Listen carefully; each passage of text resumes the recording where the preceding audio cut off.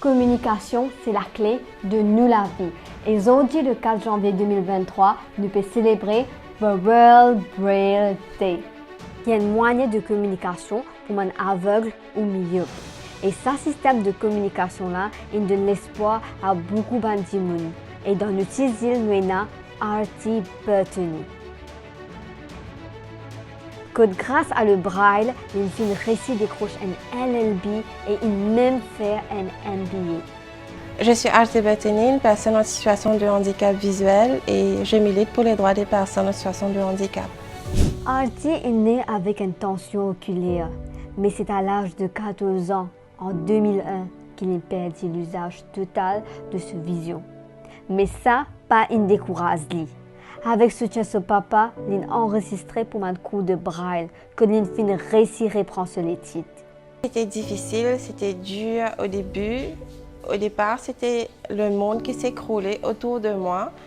D'un côté, je perdais la vue. Le peu de pourcentage qui me restait à l'époque, c'était 17% de vue sur l'œil droit.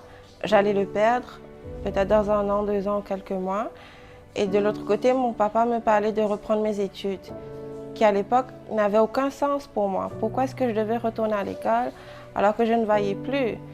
Mais il a insisté, il m'a enregistré au cours de braille du Le Sagesse Trust Fund. Et la première fois qu'on m'a fait toucher un livre en braille, avec tous les points qui passaient sous mes doigts, je me suis dit, mais ah mon Dieu, je n'arrive même pas à identifier un seul lettre de l'alphabet. Maintenant, on me demande de lire un livre en entier en braille. Pour moi, ça allait être un parcours de combattant et même ça relevait de l'impossible. Je me sentais perdue. Mais après, quand je me suis fait des amis et que j'ai compris que j'ai eu la chance de voir pendant 14 années de ma vie, qui n'est pas donné à tout le monde parce qu'il y a des personnes non-voyantes de naissance qui n'ont jamais vu, qui ne verront jamais, mais qui avaient un large sourire, qui avaient la joie de vivre. Là, je me suis dit que c'était peut-être le temps de prendre une décision. Et je ne regrette pas ma décision parce que finalement, je me suis bien adaptée à l'apprentissage du braille. C'est, comme vous dites, une méthode de lecture tactile auquel je me suis bien adaptée. Même après être refusé pour le cours de LLB en 2006 et il fait face à plusieurs discriminations à cause de son handicap, il prouve lui-même qu'avec persévérance, non n'est pas impossible. Quand mon application était turn-off, surtout sur la base de mon handicap, à l'époque, il n'y avait même pas la Convention des Nations Unies sur les droits des personnes sur son handicap. La Convention était en pleine rédaction. C'était à l'époque où ils étaient en train de finaliser la Convention qui a été adoptée par l'Assemblée générale des Nations Unies que le 13 décembre 2006. Et moi, ça m'est arrivé en août 2006. Quelques mois avant, et il n'y avait même pas d'appui sur le droit constitutionnel. Je me suis sentie mal.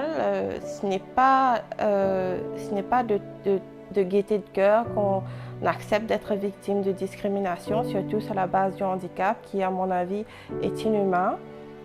Mais ça m'a servi d'une situation d'être comme si ça m'a servi de eye-opener. Ça a été un eye-opener situation, dans le sens que peut-être que j'étais trop dans mon cocon et c'est de là que j'ai compris que le monde à l'extérieur est cruel et que la discrimination allait être peut-être forcément pas tout le temps faire partie de mon quotidien, mais ça allait peut-être être quelque chose de récurrent dans ma vie et dans mon parcours. Aujourd'hui, Artie est indépendante. Les mariée et il a soutien ce métier. Et là, il peut travailler comme un researcher et project officer pour une ONG. Comment se-t-il trouvé? Non, n'est pas impossible. Et aujourd'hui, à l'occasion du World Braille Day, nous allons célébrer ensemble le succès de beaucoup de personnes. Que ce moyen de communication là, c'est la clé de toute la vie.